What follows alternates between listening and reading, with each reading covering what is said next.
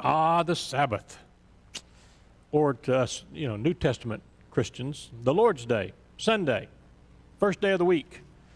You remember how this got started back when the law was brought down. Remember the Sabbath day to keep it holy.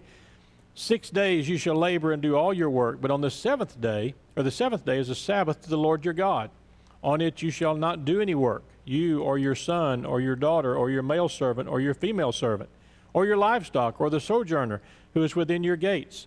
For in 6 days the Lord made heaven and earth and the sea and all that's within them, and rested on the seventh day. Therefore the Lord blessed the Sabbath day and made it holy.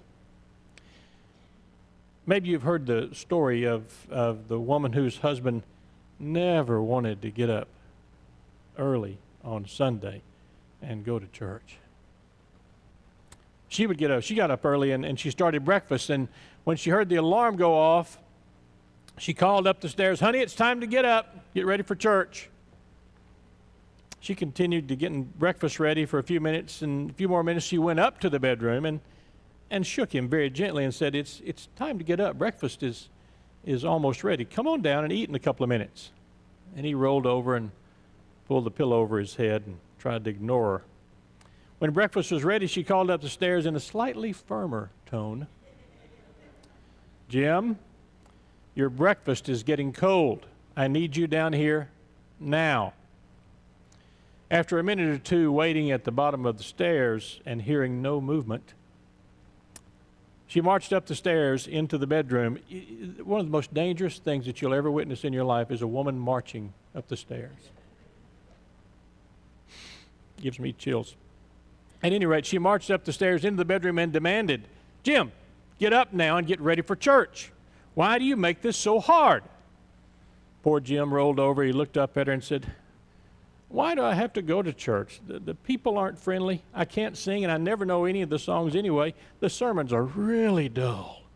I can't stand it." And she said to him, "Well, you know why you have to go. You're 60 years old, and you're the preacher."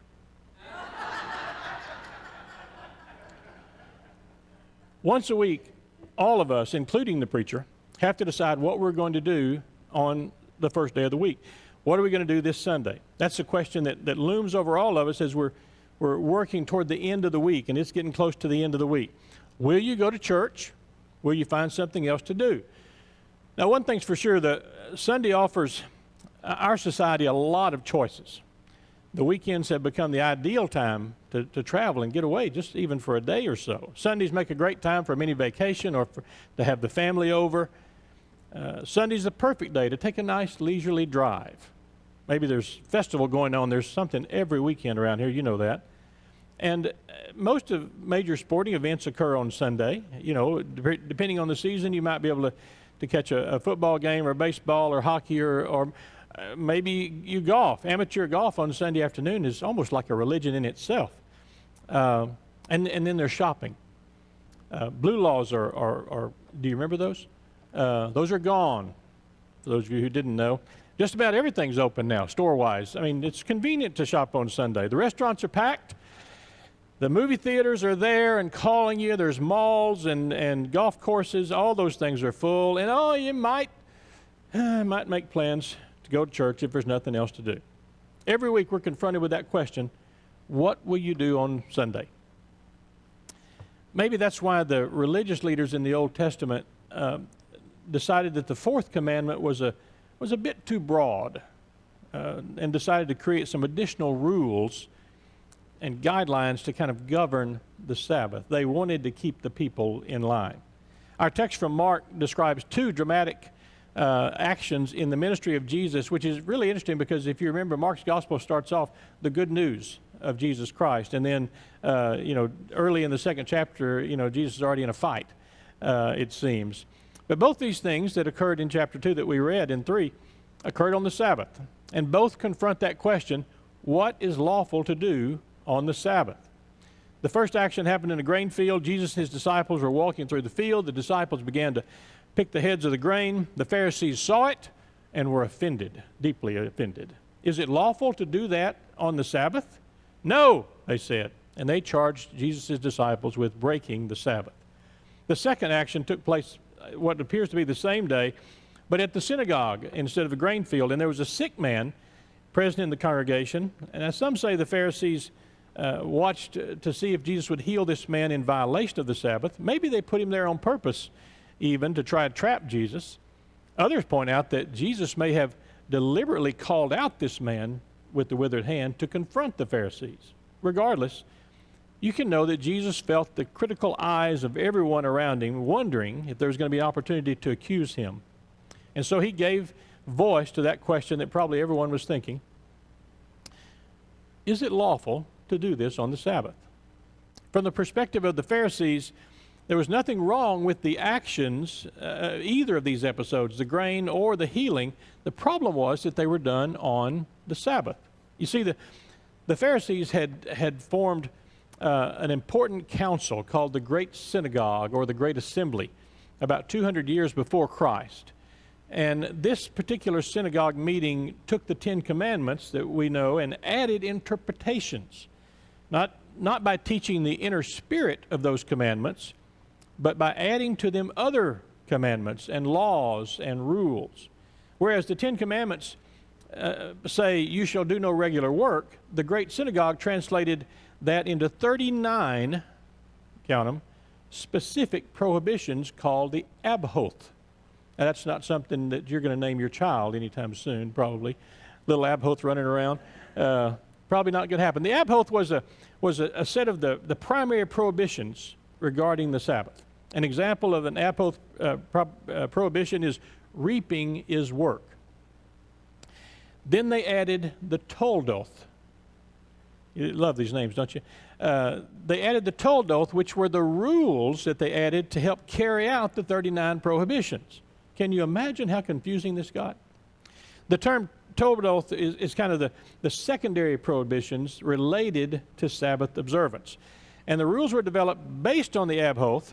They provided practical guidelines on how to carry out the intent of the Sabbath. Have I confused you yet? For instance, if the Sabbath or if the abhoth prohibition stated that reaping is work, the toldoth would say then that threshing or rubbing would be threshing. So, you know, it's equivalent to reaping and threshing, and the Ten Commandments say you should do no regular work. The abhoth says reaping and threshing is work. The toldoth says plucking the heads of ears of corn or wheat is reaping, and rub it in the hands is equal to threshing. When the disciples of Jesus plucked the grain, rubbed it in their hands, they were breaking the toldoth. And by breaking the toldoth, they were breaking the abhoth. And by breaking the abhoth, they were breaking the law of Moses. Whew, I'm glad that's over. So that's what the Pharisees argued. Jesus defended his actions by citing the actions of David in the Old Testament. He said to them, the Sabbath was not made for humankind, or was made for humankind, not the humankind for the Sabbath. Now, we Christians no longer observe the Sabbath really at all. The Sabbath is the last day of the week, which is Saturday. Christians observe the first day of the week, which is Sunday. But we pretty much attach that same significance to Sunday that the Hebrew people attached to Saturday. Now, one of the most amazing transformations in Christianity was this change in observing the Sabbath day to observing Sunday.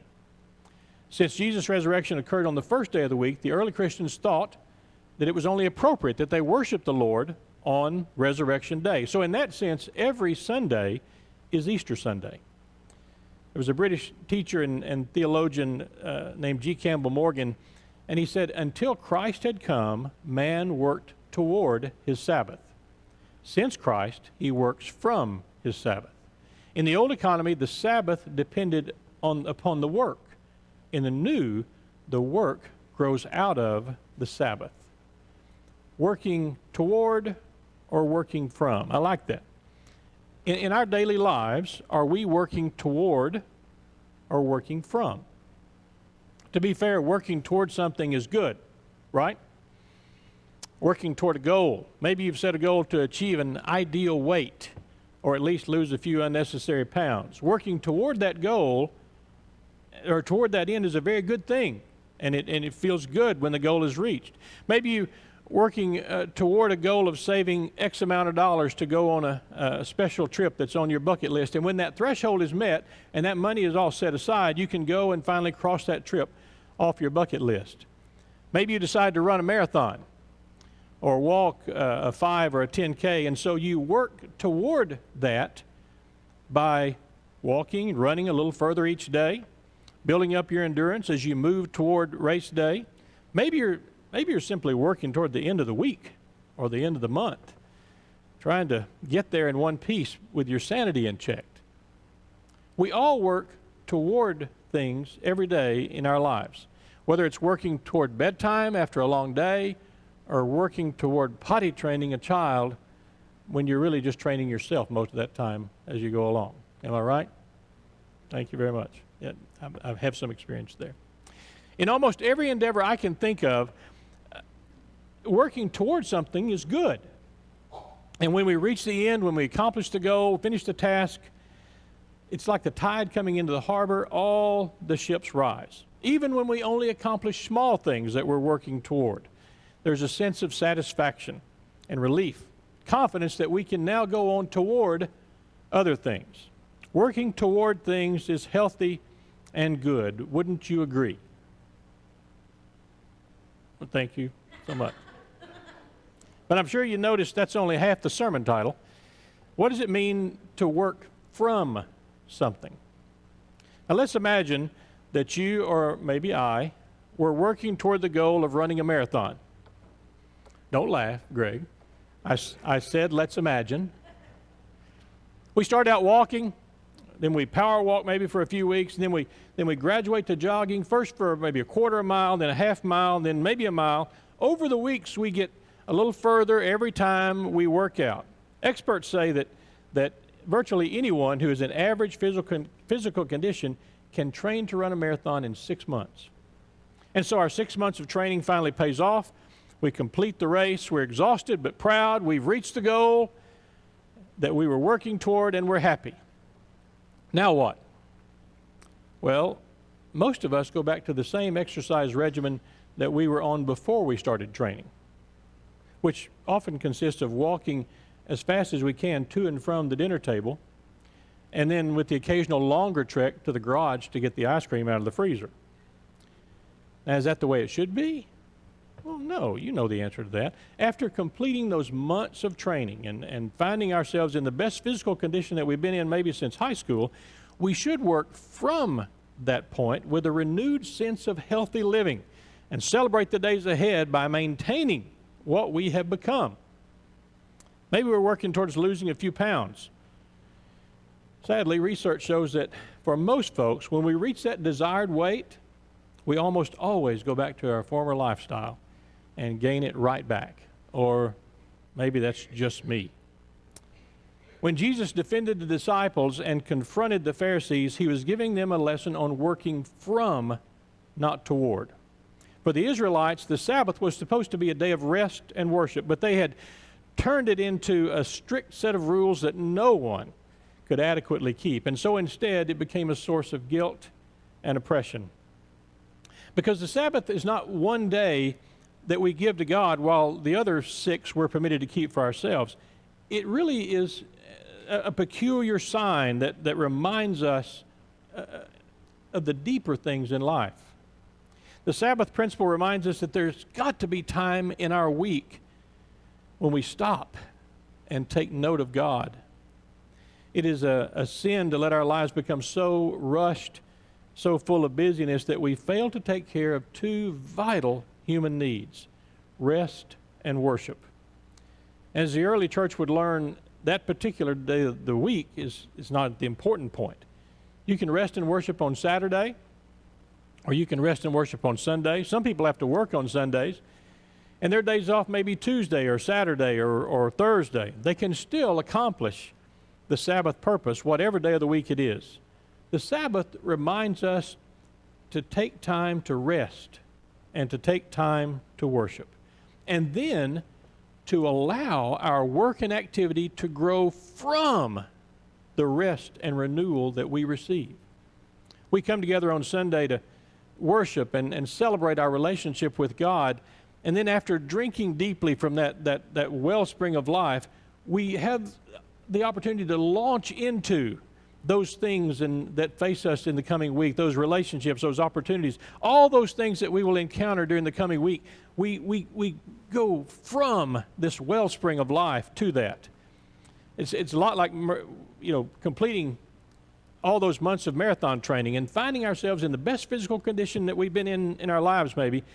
We should work from that point with a renewed sense of healthy living and celebrate the days by maintaining what we've become.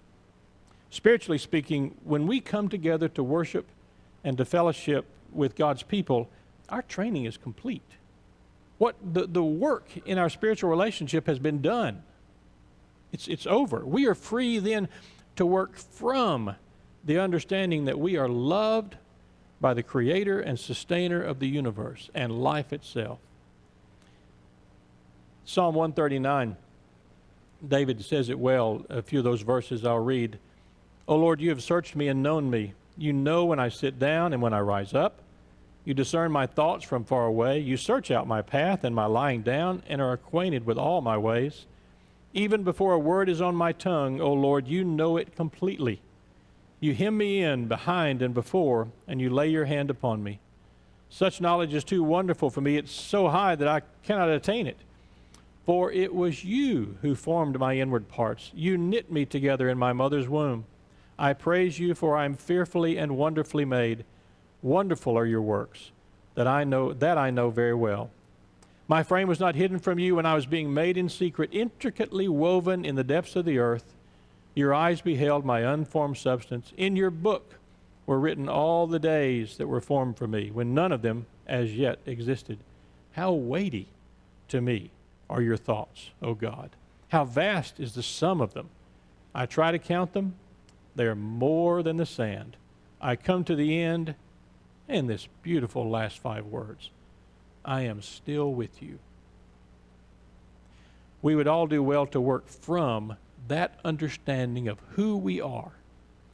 It's good to work toward goals and milestones in all of our very active lives, but those goals and milestones and purposes take on new and wonderful meaning when we first work from the realization of who we are in Christ. We are beloved sons and daughters of the Most High. Thanks be to God.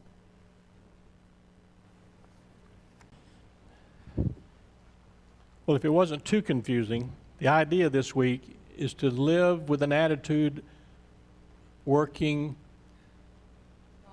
Thank you. Working from that reservoir of grace that God has given you. I had a boss many years ago, and we used to say, well, I have to work at 4. He'd say, no, you get to work at 4. At the time, I didn't really understand it, but over the years, I kind of figured out when you go from that pool of grace and understanding, you have a whole different attitude about life. And so that's the challenge this week. Work toward those things that are good, but work from the grace that you've been given. And as you do so, may God bless you and keep you.